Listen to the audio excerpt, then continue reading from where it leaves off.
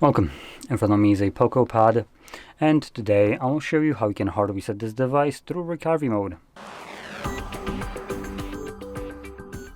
So to get started, hold your power button, and from the boot options that will show up, select power off.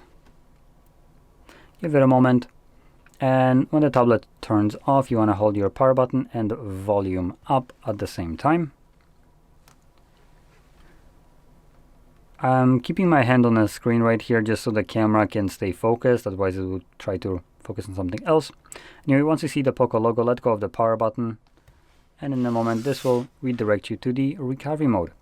In here, using volume buttons, you want to swipe down to wipe data, confirm it using your power button, wipe all data, confirm,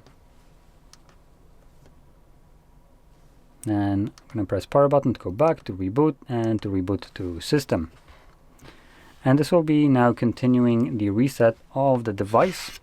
So this will take about a minute or so to finish up, and once it's completed, we'll be presented with Android setup screen. So I'll be back once that is visible for me.